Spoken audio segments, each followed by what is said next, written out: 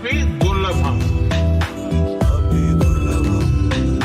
हमारे उत्साह, हमारी स्पिरिट से बढ़कर के दुनिया में कोई फोर्स नहीं होगा।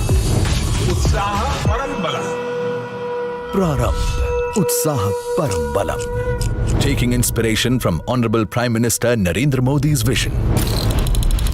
Let us ignite the next major movement for startups. Let's celebrate the ideas and the excitement. Let's exchange awareness and knowledge. Let's expand the horizons. Let's establish accolades.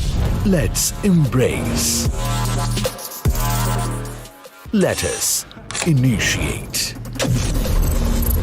Prarambh, Utsaha, Parambalam. Startup India International Summit.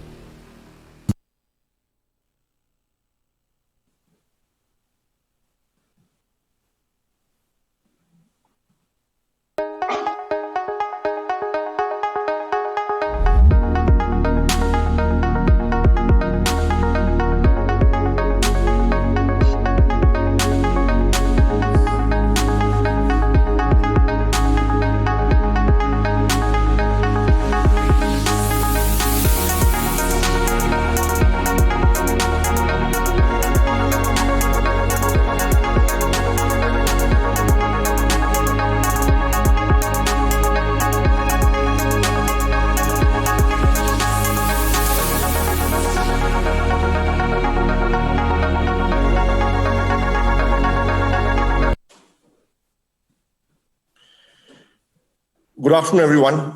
I hope you can hear me. My name is Sanjeev Bigchandani, and I'm the founder of a company called InfoEdge, which is better known by the company as the company that runs the website Naukri.com and a few others.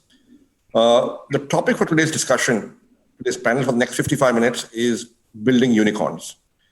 And we have with us 4 founders of 4 companies, of which 2 are known to be unicorns. And 2 companies, it has never been determined that they're unicorns because they never raise money. So you don't know what the valuation is. But believe me, they are unicorns, right? And that's why they're here. Hari Menon of Big Basket, who's been very busy through the COVID period, through the lockdown, through the subsequent months. Ritesh Agarwal of Oyo. We have Nitin Kamath of Zerodha. And we have Sridhar Vembu of Zoho. Let's go straight into the discussion. I don't want to spend too much time reading out their profiles. I'm sure you know who they are. So Hari, let's start with you. You're on mute, Hari. You want to unmute yourself? Right, Hari, let's start with you. What did it feel when you first learned you were a unicorn and, or you heard the term unicorn? What did it feel like? Sanjeev, I must be very upfront. Actually didn't make too much of a difference to us. And I'll tell you why. Valuations is something, we as a company, we as a group, we as co-founders always found that word very mystical, very mythical actually, never really wanted to optimize the business, right? Based on valuations, right? That we were extremely clear on. In fact, in 2011, when we started, I don't think there was a word called unicorn. I don't even remember, hearing about it, and it came much later. So that's one thing that we've never felt that a company, gets built, gets driven based on wanting to achieve the status of a unicorn, right? And you get there naturally. The reason also I'm saying this is that it varies by sector. Look at us right now, right? So we can either be in retail, right? We can be in the traditional, retail space. And that's what fundamentally we believe we are. We are a grocer, right? End of the day. And if we didn't believe that we were grocers, then we wouldn't build the business the way we built it, because there are a lot of elements within the business, like merchandising, for example, right? We have people who understand farms, who understand grains, right? And they're not tech guys, right? They understand how to really buy a whole lot of that stuff. We would have never built, strong parts of the business. So if I read you, Hari, what you're saying is, listen, unicorn is an artificial construct. It's a piece of jargon. It's a term. It doesn't really matter. What matters is building a business. servicing your customers and doing it right, and hopefully over time building a growing, sustainable, valuable company. And if you're a unicorn, great. If you're not, just keep working. Absolutely, Sanjeev. Hang on, you hit the nail on the head. So that's really what we focus on. So we had set ourselves goals, and so we kind of chase those goals rather than unicorn as an outcome. Okay. So Nitin, coming to you, would you agree with Hari on that assessment of unicorn, no unicorn, unicornism as is now prevalent? Yeah, absolutely. I absolutely agree. I don't think you can build businesses chasing outcomes, right? As in, it's about getting up every day and trying to do something better for your customer. And if right place, right time happens, unicorn or whatever, can potentially happen as well, right? So no, I mean, we've never chased that ever as a business till date. Okay, so what we're coming to is that, look, unicorn is a term. It's great, but you can't chase it. You shouldn't think too much about it. If it happens to you, great. Tomorrow the exchange rate moves a different way. You may no longer be a unicorn. It doesn't matter, right? For example, we are listed, right? The first time we hit $1 billion market cap was in 2007 or 8, and the exchange rate was 40 rupees to $1. Okay, so the benchmark for unicorn is different, right? Although the term had not been invented. So first message, don't think too much about it. Do your work, right? And try and grow your company, try and service your customers better, manage your employees, right? But Sridhar, if I were to come to you, right? You have built Zoho, been building it for the last 25 years, right? And you never raised external capital. You never raised venture funding. That's very unusual. And Nitin, I'll ask you to answer the same question, right? Because you also did the same. You never did that. Why was that? In the beginning, because nobody would fund us, that was early days of the internet, and it was not easy to get funding, actually. It's hard to believe now, but at the time.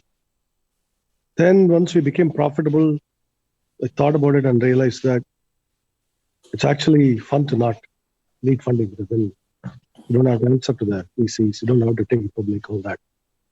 So that is why it became. So when you needed it, it wasn't available to you? And when it was probably available, you didn't need it? Yeah, once it became available, or once we didn't need it, we didn't go look for it. That's all. And but you must be chased by many people, right? Many people. Yeah, we get calls, but at some point I decided, no, it's not. I mean, it's not that I had any deep philosophical objection to it, just that we didn't need it. And I had this idea that it's always going to come with strings attached. You're going to give up some freedom, and I didn't want to give up the freedom. That's all there was. Okay. So independence, your freedom, your strings attached. You have maybe a 25, 30, 50 year time horizon. VC will have a 7, 8 year time horizon. Right? And therefore you said if you don't need it, you won't take it. Yeah, that was. Although it must be tempting, right? You get a valuation benchmark, employees ESOP gets priced. It's a club, right? You move around in those circles, and that didn't tempt you. Well, it helped that I wasn't moving around in any circle. I hold myself up in a. Okay, that's a good one. That's an important one. Yeah. Nitin, your views on this? You also have not raised money. You built a very valuable company. No, I'm a big fanboy of Sridhar. So firstly, and so the thing is, again, the story is same. So when we started, we started in 2010, coming back on the back of the financial crisis. It was probably one of the worst times to build a brokerage firm in India. I mean, not just in India, across the world. So it was tough for the first 2 years to kind of raise money. And then we turned profitable. And then I unfortunately or fortunately, I moved in the circles, right? But then one of the learning experience of moving in the circles was figuring out almost the obligation that money brings on the table. And what we realized was that as a business, our moat is really how quick how nimble we are as a business. I mean, and also how customer first we are, right? And one of the things in financial services I've realized is what is good for the customer is rarely ever good for the business, in the sense, right? And if you want to kind of build a business, selling cards, credit cards, more loans, get people to trade more. I mean, so if you start chasing revenue and growth, you end up becoming like everyone else, right? So today our moat is that we actually tell our customers not to trade. So when they come and they're trying to buy a penny stock, we actually block them from trading that. And I doubt if we would have been able to do it if there was someone's money invested. So essentially, you're saying that look, we wanted to set our own targets, our own goals, our own time horizons, and if you are answerable to an external investor, there could have been issues there. Right. And beyond the point, you didn't need to raise the money, so you didn't raise the money. So I think a couple of very important points coming from both Sridhar and Nitin that look, it's possible to build large valuable companies without external funding, without getting VC money. It's possible. And you can do it with some of your own capital and then with customer money. Right. I think two important lessons here. Ritesh, you are 26 years old. You're on mute, Ritesh. Sir, 27, Sanjeev, 27. That's really old, man. I'm 57, right? Okay. So you became an entrepreneur at what age? 18, I believe. Yes, I started, the previous version of OYO when I was 18. 18, okay. And how old were you when your company became a unicorn? Oh, so that's a tough question. Must be 3 years ago. So maybe 24. So you are a unicorn founder at 24 years of age. I think must be the youngest in India. I don't think Hari, would like to break the record, but I think he can't. He's chronologically channeled. Okay, so he can't get there, right? But well done. But tell me, you are 27 years old. How many people in the company? 9,000 people, sir. 9,000 people in the company, and must be a lot of indirect employees who are sort of not employees, but they earn their livelihoods from your ecosystem. Yes, maybe 30, 40,000. That would be close to globally 300, 400,000. Okay, so now in the org structure, officially you've got 9,000 people. How does a 27-year-old manage an org of 9,000 people? You must be facing issues, right?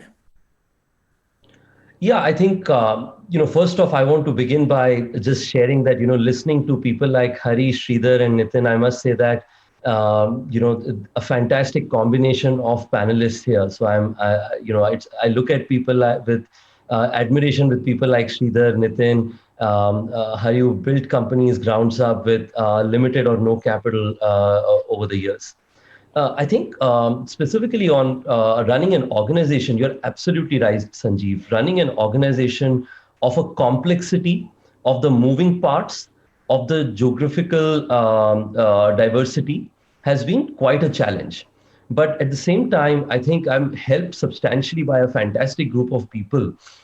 Very early when I was starting the business, Sanjeev, one of our earliest investors was Bejul at Lightspeed.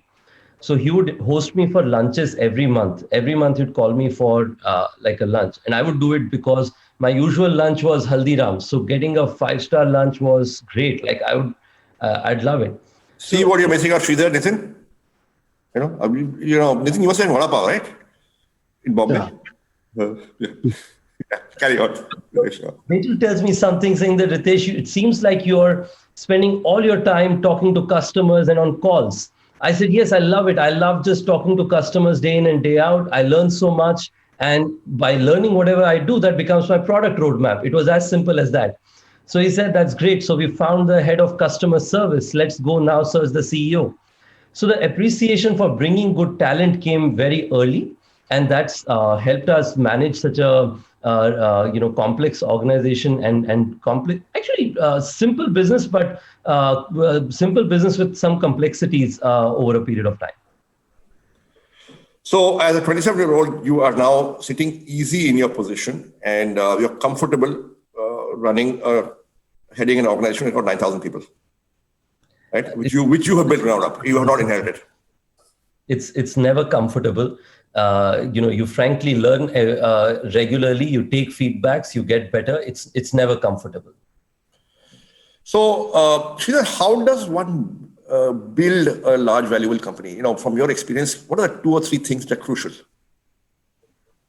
I don't know. There are general lessons like that because These are all very contextual lessons for specific markets, specific opportunities, specific. So what are 2 or 3 things that really work for you? Yeah, maybe that's a better way to say it. So we have been fortunate in building a particular company in a particular time, in a particular segment, software that didn't require the capital then didn't face the landscape of extreme amount of venture capital flowing and all that during a particular period of time. But I don't know that those conditions are always true or have been true. But what I'd say is we have focused on serving the underserved in terms of markets and in terms of employees and in terms of geography. Would I phrase that as saying solve an unsolved problem? Somebody underserved? Well, it could be a solved problem, but for a market that doesn't have the access. Yeah, for that customer, it's not solved. Oh, yeah, exactly. And so solve an unsolved problem for somebody. Yeah, they are underserved. I mean, it's underserved. Okay, that's called underserved. They're not satisfied because they're paying too much, or they're not getting the service they require. All of that. Okay. So that could be those. That's one. And second, I would say is you have to be somewhat fearless. I mean, we are facing giants. We are facing much bigger companies than us. So, and I always think, what's the worst that can happen? You go back to getting a job, and so it's. In other words, I apply warfare analogy. Say, the worst thing that can happen in war is you get killed, but in business war you still live. So it's actually better than being a warrior. So that's how I. So that's Clausewitz or Sun Tzu, or who have you read? So no, I'm saying that it's not. I reduce the stakes like that. The worst that can happen is we go back to get a job and. Okay, so be fearless, be courageous. Courageous. So very fear, right? And that often takes out the pressure on people when you term it like that. It's reduce the pressure. And then the third, I would say, our own lesson is I generally am unpersuaded by prestige. I mean, I got enough prestige in being in, I guess, IIT and Princeton, and I got. So be committed to your task and don't chase the wrong thing, which is prestige. Yeah, because prestige is often the killer of profit in business. Chasing prestige kills profit. So avoid the prestige trap. That's what I'll say. So let me take the first point, right? Serving the underserved. So which was the first market customer segment that you served when you launched in 95, 96? And what was that product? Yeah, it's very obscure origins. We actually served a very small niche in hindsight called the network management of network printers. They had all these printers being installed in these companies. They're connected to the network. So you're printing from your PC onto a network printer. And things like paper goes out, toner goes out, and those need to be alerted to the administrator. So that was the problem our software helped solve in the beginning. So this is targeted at enterprise, it was enterprise sort of... Targeted at the printer manufacturers at first because... Okay, OEMs. Yeah, OEMs. And we found a nice niche serving this. Our first $1 million came. So where did you get this idea from? No, the customers came up with the idea. Okay. So listen to your customer, observe your customer, they'll tell you the problem is, and then you go and solve it. It may seem like a small niche in the beginning, but it's possible if you keep your costs low and your needs modest, you can make money on that. Right. And from small business like that, you can build a large, great company. Yeah, that proved to be like our angel round, if you will, or our seed round, if solving this problem well and finding these customers, or them finding us, more appropriate way of saying it.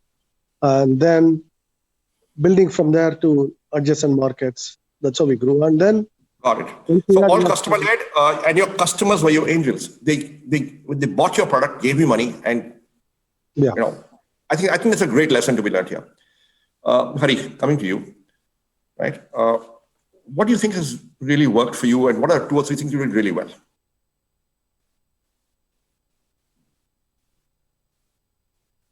Hari, you're on mute. Sorry. I just want to go back and just continue with what Sridhar was saying, how we set ourselves out for this whole business is that, when we started actually in 2011, the first thing that we had to tell ourselves that this business is a business which is dominated hugely in the physical space, right? It's something that people have been used to. And if you get there, then what you're really trying to battle is the mindset, is the behavior of people in a particular way that they're actually buying grocery today, right? And that was in fact the biggest challenge that we had to go through. So we had to tell ourselves that if you have to set yourself a goal, then that goal has to be not just being the largest in the online space, but include the physical space itself. So we set ourselves and told ourselves the first goal that we must achieve is that be amongst the top 3 players in the grocery play, not just online, but including the physical space, right?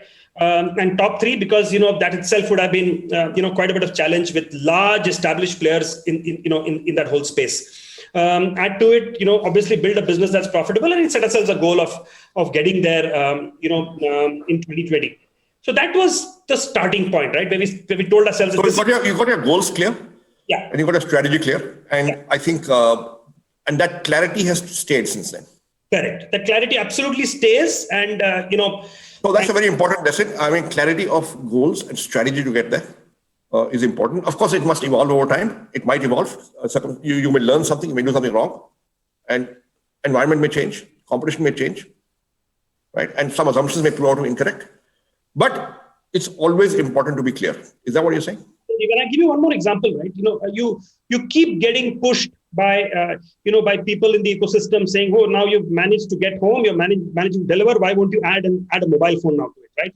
And so that focus, right, what we call internally creating a Lakshman Rekha, right, around what you want to do, didn't change, Sanjeev, for the last 10 years, right? You were clear about what you didn't want to do. Yeah, you were clear about what we didn't want to do. Absolutely right. I think that's the second important point, right? Right. Nitin, coming to you, what are the 2 or 3 things that worked for you? Yeah. So I think, see, the thing is, we started the business in 2010, but I've been trading the markets from when I was 16, 17, so around 98, 99 types, right? So this, I think. So you were how old then when you began trading in markets? Around 17, so I. So you were still in school? Yeah, I was just getting out of school. I was just getting out of my 12th standard. And so the thing is, when we started in 2010, there was already 12, 13 years of core competency that was built. So we were kind of building a business around the core competency, right? And that was really the edge. So one thing, know what you're good at and focus on that and become good at something. Right. And then you can build a business around it. That worked for you. Okay, what else worked for you? No, yeah, absolutely. I mean, I think you need to sharpen the axe before chopping the tree, right? So it's, and the second thing that worked, I think, is being like superly passionate about the customer. Because, even today when I get up every day, it's about we're building a platform for a trader like me or an investor like me, right? So so you're almost always constantly thinking of yourself as a customer. And always, I think it's important to kind of care for customer more than the business itself. So very sharp customer focus. That worked for you. Yeah. And then third is, so we have almost no attrition. So we've, I think, the first 100 who joined us, maybe 3 or 4 have quit us till late. And the reason, how many people in the company? We're around 1,100, okay. And so people stay for a long time. Yeah. That's good. That's good. Yeah, I mean, yeah, team stability, institutional memory, all that happens. Yeah. I mean, yeah, I think your team is, is what you are as a business, and keeping the team together is a challenge. And I think the team stuck together, and we did whatever to make sure the team feels like family and etc. So, and that's also been the reason. That's good. So Ritesh, coming to you, yeah. What are the 2 or 3 things that work for you? You already talked about people and team and, advice from Bejul, Somaya of Lightspeed and, getting good people. What else really works for you, for the company? I think 2 things I would call out. One of the things is something that, both Hari as well as Nitin and Sridhar, everybody alluded to, is that from day one, I started the business right after being a front office manager at a hotel for a few months, right? So for me... Where was this and when was this? This was in 2012, 2013, Sanjeev. Before I was starting OYO, I started another business. During that time, I started spending almost all my time at other hotels, holiday homes, and working there. And I realized that most technologies for small hotels... Oh, you didn't go to college, right? No, Sanjeev. I went to my parents asked me to go to university for 2 days. After that, I never really went to university. Okay, so you're a quick learner, yeah? I mean, in 2 days you learned full graduation. No, I just kept procrastinating, Sanjeev. That I'll go to Okay, university. so you didn't go to college. Instead, you went to work as in the front office of hotels. These are what, 5-star hotels, budget? What kind of hotels are these? These are the hotels that you now see an Oyo signage on, right? So these are representative Mid-market. of 95% of Indian small hotel ecosystem. So for me, the number one proposition. And this was in which city where you were working? Gurgaon. So you began to work in a hotel in Gurgaon in the front office for several months. Yeah. And at that time, when you began this work, you had no idea that this is the business you will do, or you had gone there saying, let me learn and I'll do this business? So, I didn't know Oyo would be the business I would do, but I did know that accommodation is a business that I want to be in, because I had been dabbling in it for like a year before that, right? And even in my 12th grade. So what did you learn in those 8-9 months? I mean, front office, there must be aggressive customers. You must have got yelled at. I mean, and you got to put a smile on your face anyway, and and say yes sir, yes sir. Yeah, look, I think there were a few very interesting learnings, right? The first one is the complexity of managing a front office is underappreciated. In our minds, we think FIFO, LIFO of ordering in the room as being straightforward. That's not how easy it is. Customers get unhappy about very simple reasons, and not because they're unhappy. They may be unhappy because the air conditioner in the car that they came to the hotel was not working very well, or they have had some trouble at work. And just being able to make sure that you could, like you said, smile at them and get them to check in immediately and keep the air conditioner in the room open 20 minutes before they checked in. Simple things like these made a huge difference. So proposition for our hotel owner of saying hassle-free operations with 2 to 2.5 times online revenue jump has been very clear focus for us from day one. The way to get there could have been different. Clear focus on value prop, and that focus came after you learned what value prop would work, because you worked in a front office for 9 months. Yes, I think co-creating the product with your customer is critical. A lot of people just design the product in their home and then figure out that nobody's buying it. But if you don't learn from the customer from day one, it's a challenge. And the second is, Sanjeev, just perseverance. I think there were so many moments, and I think that's true for most entrepreneurs, but at least for us, we've seen, if you speak to people about Oyo, every 2 years, they would say that Oyo is killing it. And then people would say, hey, Oyo is having troubles. But in our company, we are always thinking that we are learning from customers and improving our services for them every year. So being perseverant and going at it consistently. So perseverance is the next thing that's worked for you? Irrespective of whatever criticism, you said, I have persevered and I eventually have come out on top. Each challenge. Okay, I think we've sort of done the first bit of this panel where we've sort of learned about your stories and what worked for you and how you started. Let's move on to let's spend 5-7 minutes on what happened as a consequence of COVID in our companies. Hari, you want to quickly, 2 minutes, not longer, on what happened as a consequence of COVID? You're on mute. What happened when the lockdown was announced in March, we lost 80% of our workforce. That's the first thing that happened. We were left with just 20% of the workforce, with orders just pouring in, right? I mean, absolute deluge. We were like, we didn't know what hit us, right? And at that point in time, we were just, sitting, creating some 50 odd partnerships just to get people. And what we did at that point in time was in 15 days flat, we hired 12,300 people. We had no choice. The entire company just stood up and said, we have to hire. Otherwise, we're going to just miss this bus and miss this opportunity. And that's what was the first thing that happened to us. The second thing was sitting in meetings with the government, with DPIIT, with Ministry of Consumer Affairs, and I think they did an outstanding job. All they had to do was clear bottlenecks for us, because orders are pouring in, trucks are stuck in multiple places, supplies are not happening.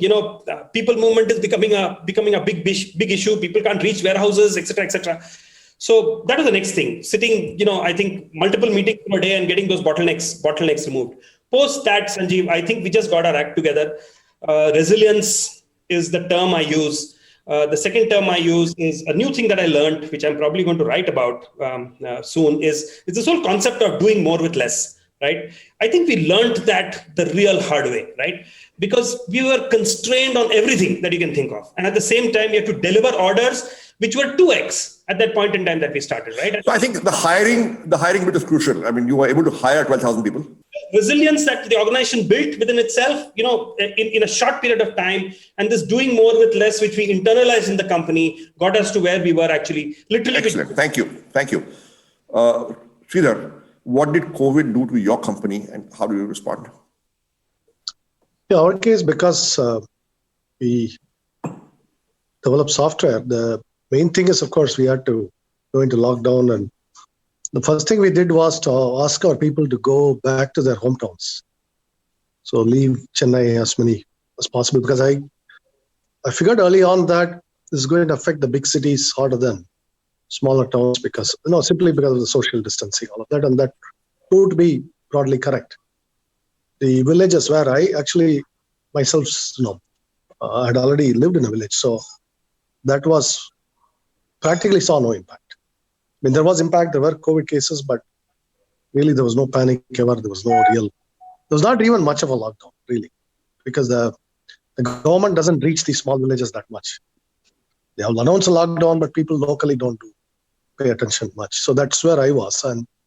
But our employees had mostly heeded this thing and went back to their hometowns, so work from home.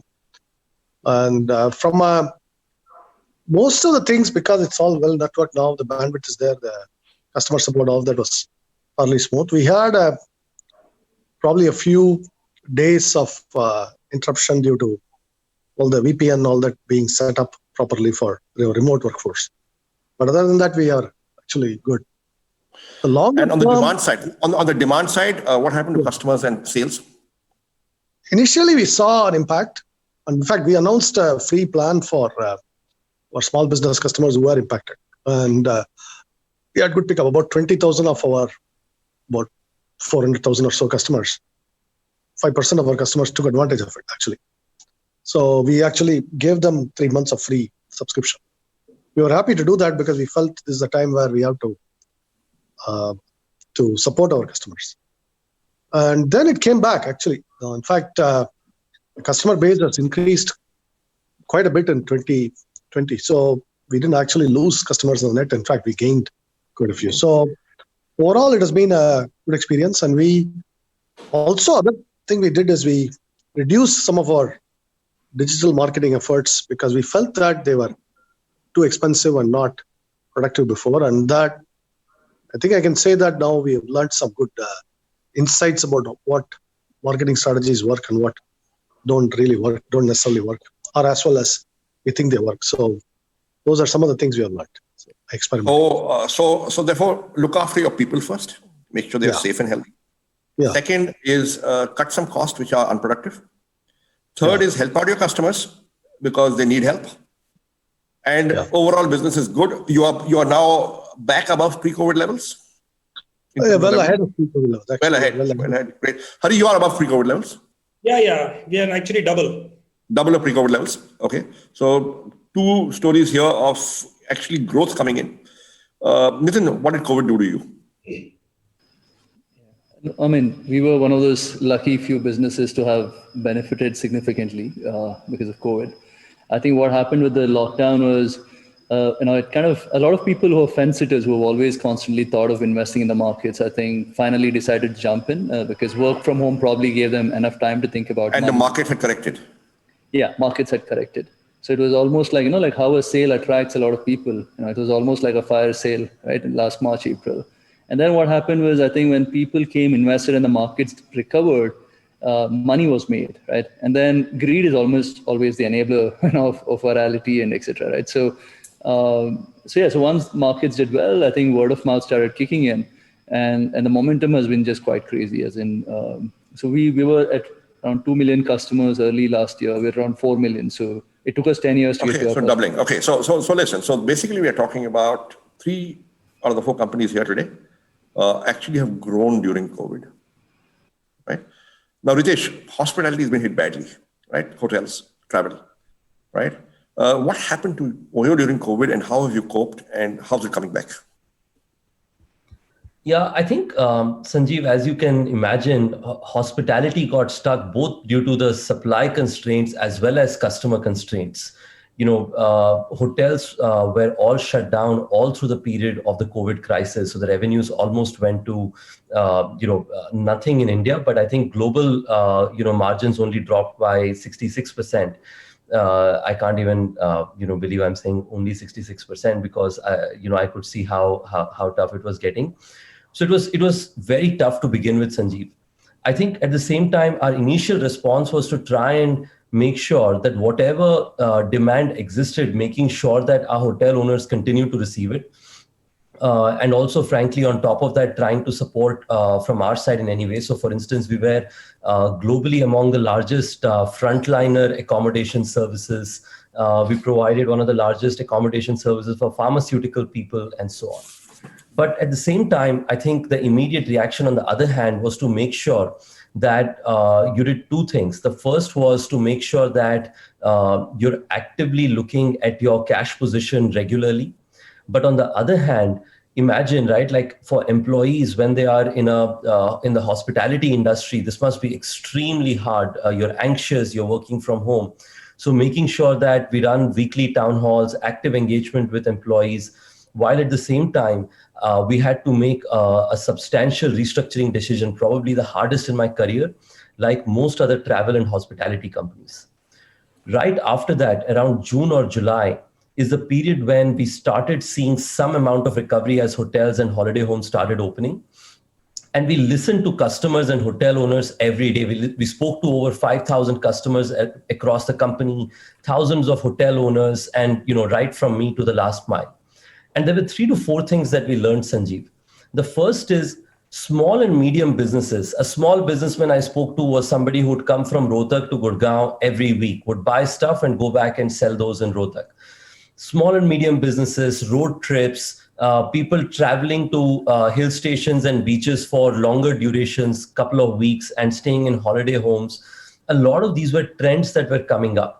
We started redesigning our supply to really double down and focus on these trends, not just in India, but around the world. I think due to which, even though our revenue recovery is now at still 60-65%, our gross margins recovered to around 85 or 90% because we simplified our business and made sure that there was we didn't have the minimum guarantees and similar contracts that we used to have earlier. We moved our entire business to straightforward revenue share contracts across, which ensures that the long tail of contracts, last 5% that would bring some lesser margins, also converted, and we got to a reasonable margin. So still early days.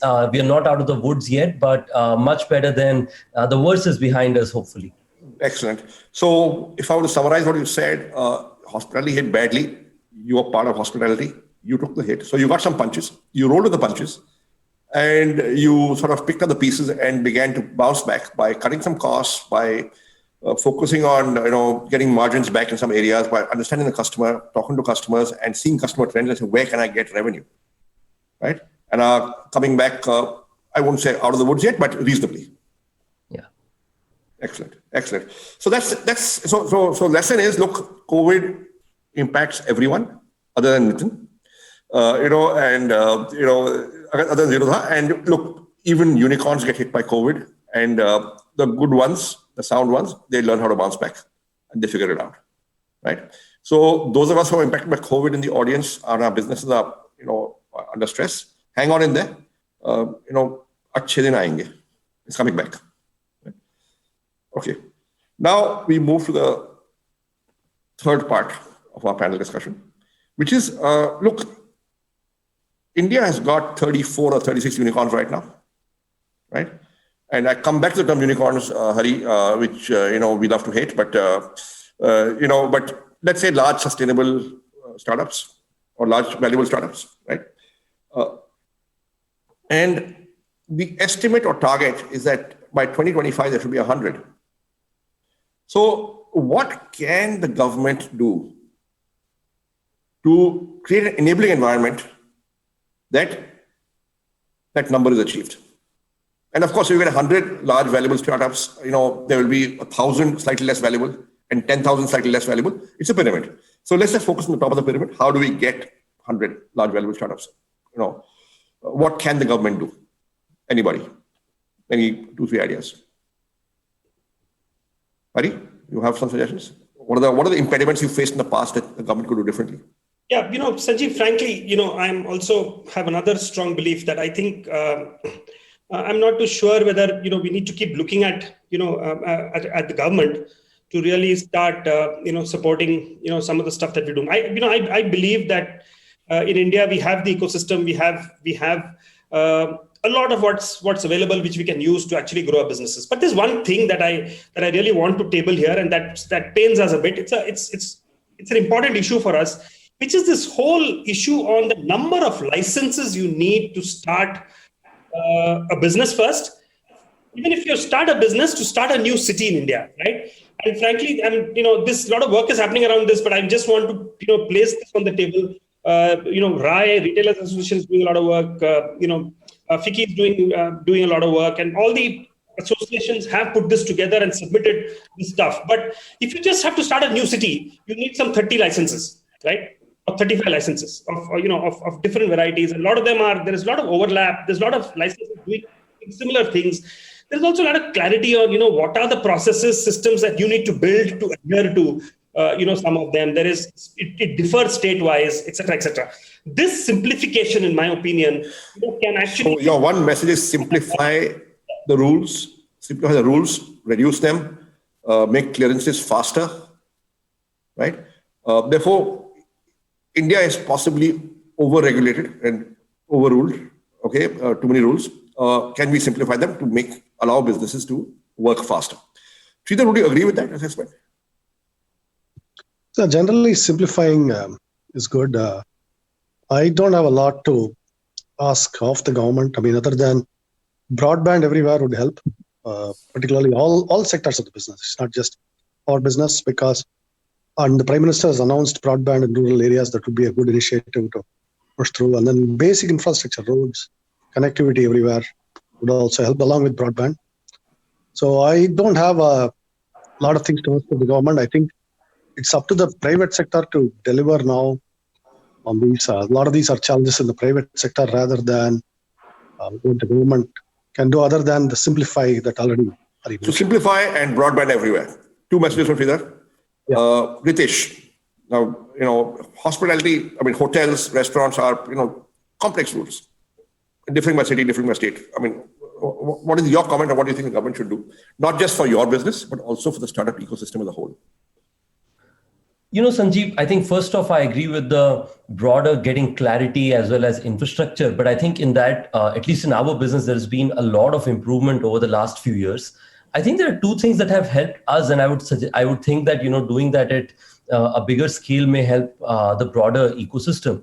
The first is, starting companies, at least, for people from smaller towns. I grew up in a town called Raigada, Sanjeev, which is like 70,000 people, 80% or 70% below poverty line. So for people to start new companies growing up in these places, encouragement and recognition helps, because, I'll tell you, 5 years ago, I'm seeing the Startup India logo. That was the first time, startups really became mainstream. And my family felt that, probably I was doing something right. Before that, they were trying to convince me for 2 years. Even after raising capital from Lightspeed, Sequoia, so if anybody thinks that raising capital gives validation, at least not to family. So recognition, it's a small thing, but it truly makes a huge difference for people to start companies, be able to attract good talent, be able to attract good vendors to partner you. I think that would be something that I would suggest for young companies who are setting up, being able to appreciate and enable them to be successful. Great. Thanks for that. Nitin, any ideas from you? Yeah, no, okay. I think SEBI has been doing a lot of great work over the last 3-4 years. The only reason I think I'm on this panel is because of the tipping point of our journey was actually onboarding a customer completely online, because it used to take us 40-page document to open an account until 2016, right? And 2016 is when Aadhaar happened, and Aadhaar for KYC and e-sign, all of that happened. And that's the only reason, we could grow. We were at 100,000 customers when we could start onboarding customers online, and we're at 4 million today, right? So a lot of work has happened. That's 40x. That's pretty good. Right. And, but the issue, I think, is for financial services firm, we have a baggage of, all these people who have defrauded, and which means, everyone's looked almost like a crook, right? As in, if you're and so, if you start off like that, it just stifles a lot of innovation. So I don't know how they can really solve, because there is a baggage of people who have done wrong things. But I don't know how the regulators or government can solve for this. But I think you need to go a little easy on regulations there. So I'll just summarize this section by asking one question. So 100 unicorns 2025, you think we'll get there easily? Will it be a struggle? We can never make it, or we'll get 200? Hari, what's your best guess? 200. 200, my God. Sridhar? Yeah, I'm optimistic about India. I don't know about unicorns because it's a valuation metric, but I think we're going to do well economically. That's what I'll say. Great. And Pritesh? In Hari's words, 200 very successful, large, sustainable companies. Excellent. And Nitin? I can't really call a number, but I think. Will we get 200? Do you think we'll exceed it? I mean, don't you have a nice number? A fuzzy number? Yeah, the thing is, I'm generally a little pessimistic about the world right now. So I'm not sure about a number, but okay.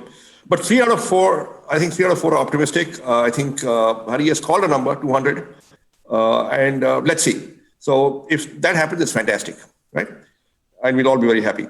Now we move to the last section, and we have about 7 minutes left. So there are some questions that have come from the audience. Okay, I will, I guess, curate them. I can't answer them all. I can't put them all out. Okay. Would you ever consider an IPO?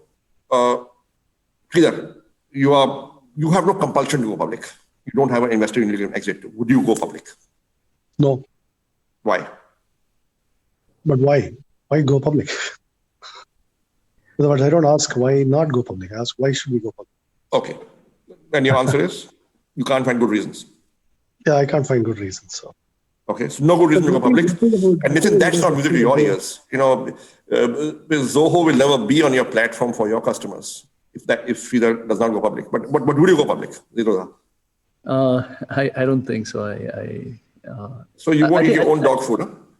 You are encouraging public market trading, but I will not go public.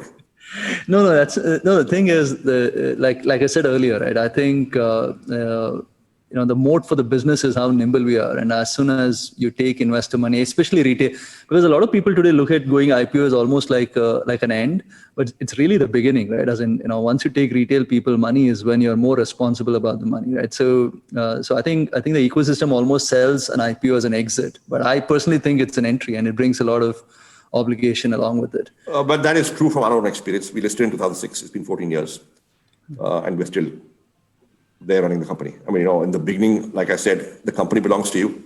Then when you raise investor money, the company does not belong to you alone. Okay. And then when you go public, you belong to the company. That's what's happened actually in our case. Yeah, Ritesh, would you go public? Ritesh?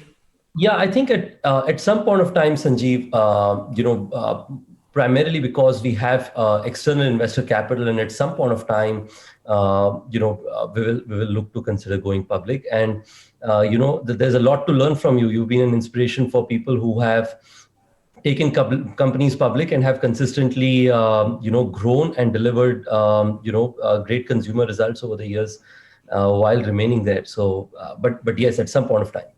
Yeah, Hari?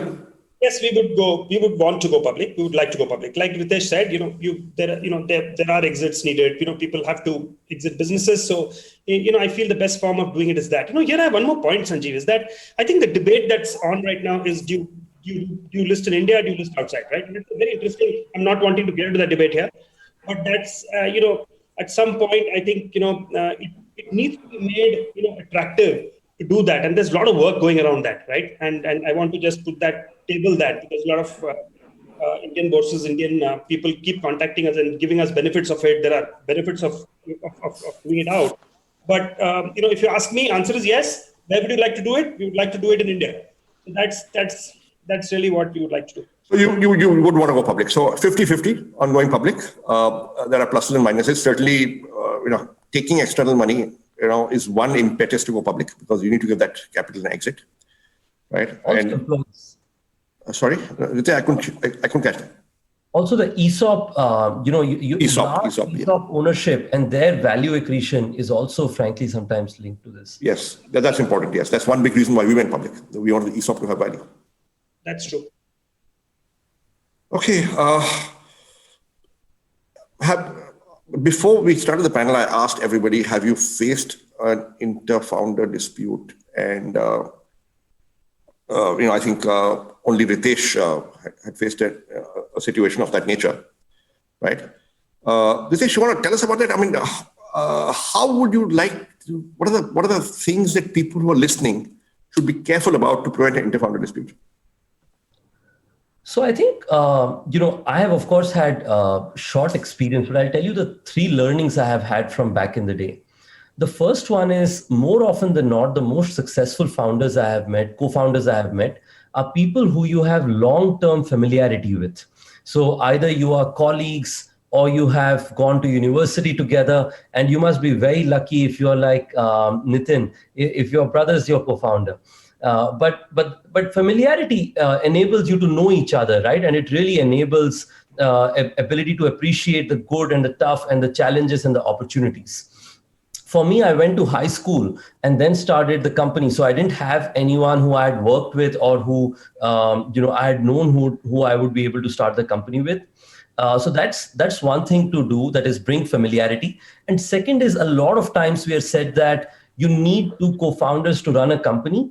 I think it's crucial to appreciate that that's not a quote unquote requirement. To the extent you can really focus on solving a consumer problem and bring in true leaders who can feel like co-owners, and you can give them the feeling, responsibility and accountability of a co-owner, it is okay. Don't bring a co-founder for the sake of it, because your venture capital is set to do so.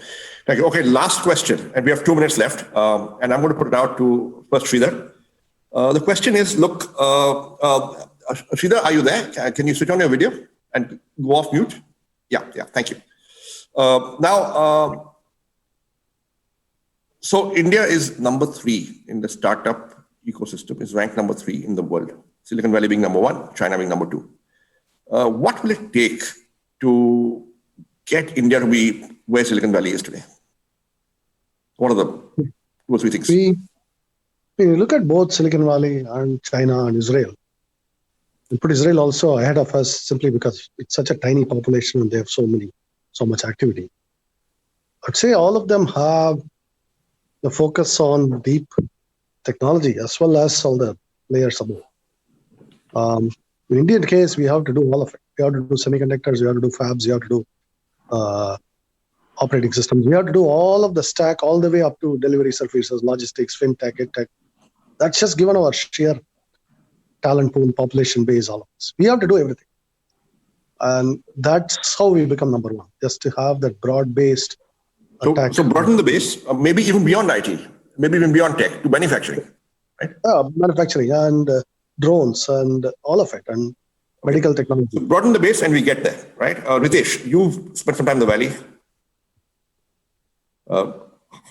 I think, in my view, bringing technology to every core industry, the 2 things that takes building a unicorn, right? Sooner. And again, I don't like the word unicorn like Hari does, but it's effectively large scale business. I think there are 2 things required. The first is being able to make sure that you build a product proposition. And second is distribute it at large scale, that lots of users use you. And I think technology getting into traditional industries like manufacturing, agri-tech, and a lot of those will ensure that there are substantial outcomes. So technology in several industries. Hari, one idea from you to move the Indian startup ecosystem ahead. I think we should focus beyond IT. And IT is, of course, an enabler across. So when I say beyond IT, I don't mean, dump IT. Is to focus on manufacturing. My belief is that... Focus on manufacturing from Hari. Sorry to interrupt you. Nitin, one idea from you. Yeah. No, I think the problem in India is the revenue pool is quite shallow. I think we need to find a way to broaden it, which means find a way to put more money in the hands of the people and not concentrate it. So I think it's expand the market, broaden the revenue pool, make domestic markets larger. We are at 12:56 actually. We are 1 minute overtime. Thank you so much, Hari. Thank you so much, Sridhar. Thank you so much, Nitin. Thank you so much, Ritesh. It's been wonderful talking to you. Thank you, I everyone. do hope the audience enjoyed it as much as I did. And I look forward to connecting with you guys offline as well. Thank you. Thank you so much. And bye-bye. Bye-bye, everyone. Thank you, Sanjeev. Thank you, everybody. Ritesh. Bye. Bye. Nitin. Thank you. Catch up sometime.